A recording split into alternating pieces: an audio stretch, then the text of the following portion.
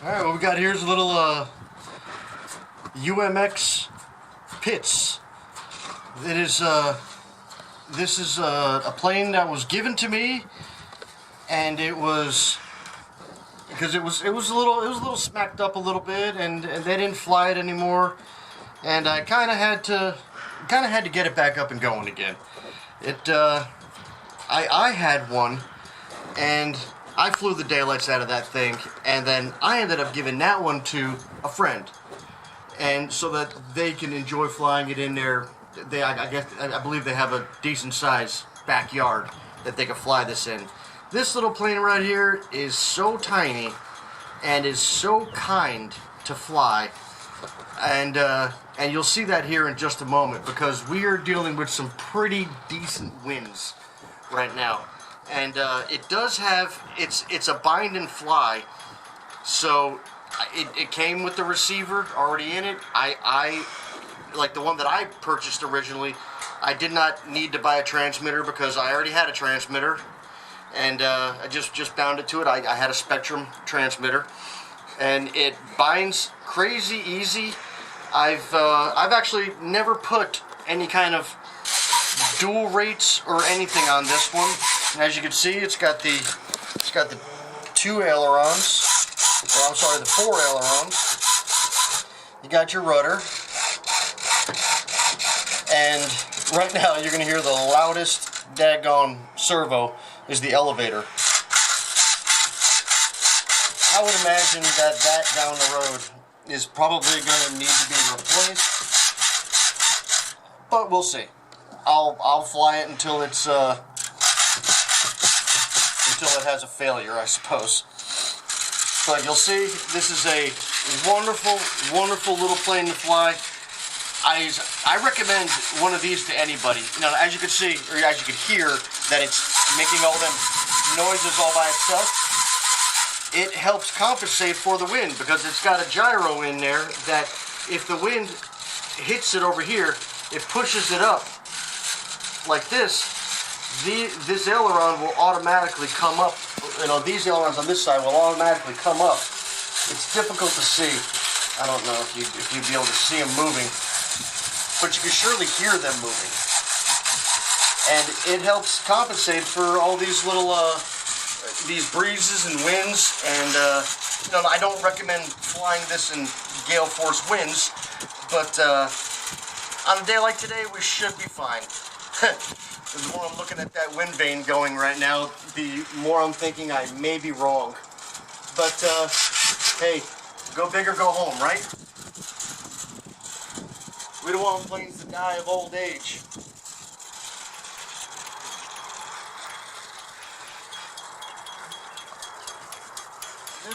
This one, because it is so small, I'm just going to hand launch it, and you know, normally hand launching does just fine with these.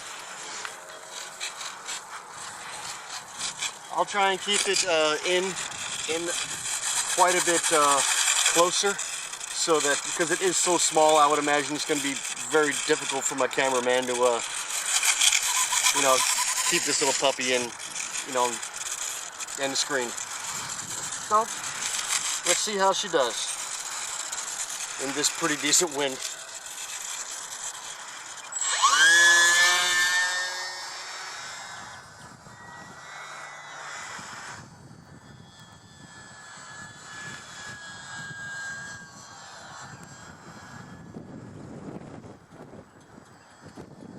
Oh goodness, that thing is really struggling.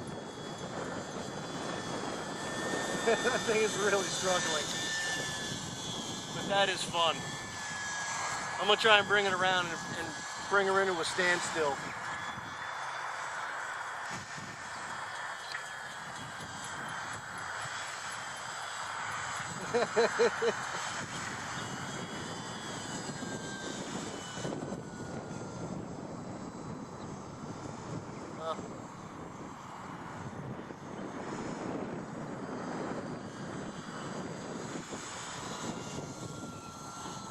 It's kind of standing still a little bit, I guess.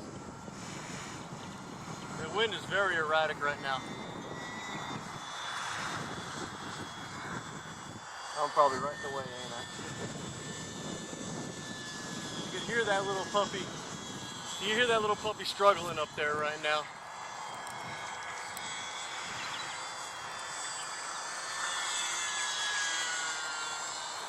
But it really is a lot of fun to fly.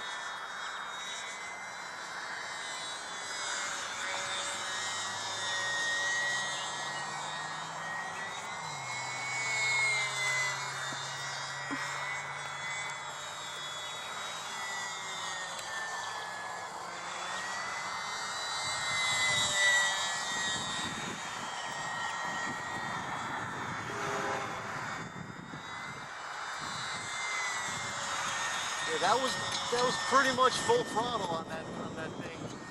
It's really fighting this wind right now. Probably not going to get a whole lot of flight time out of this. Looks like I'm going to need to put some down trim on this, and I'll show you how to mechanically do that once I bring her back down, hopefully in one piece.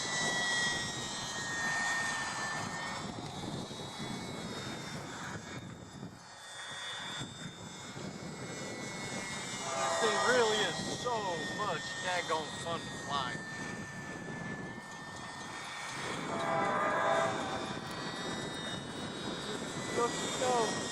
You don't need to put a whole lot of money into this hobby to have fun. These little planes right here are so much fun. Really, all of the I haven't seen one of those E-Flight, I think it's E-Flight, UMX planes.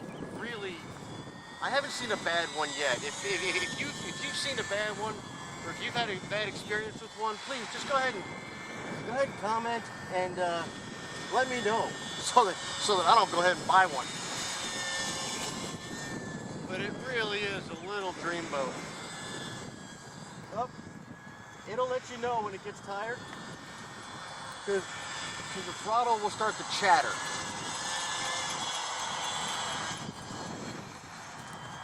And then it's best to bring it in pretty quick, because you don't got much time left with it. Low and slow. Low and slow. Whoa! Maybe not the best idea in this winter. Whoop! As I said, we're going to go for a walk. I think Cat got chatter in time. And normally, they are very, very durable, because they are so light, and when they come down, they just kind of fall like a feather. You go ahead and nose first it in, and of course you're going to go ahead and get some damage. So let's see how much I screwed this thing up.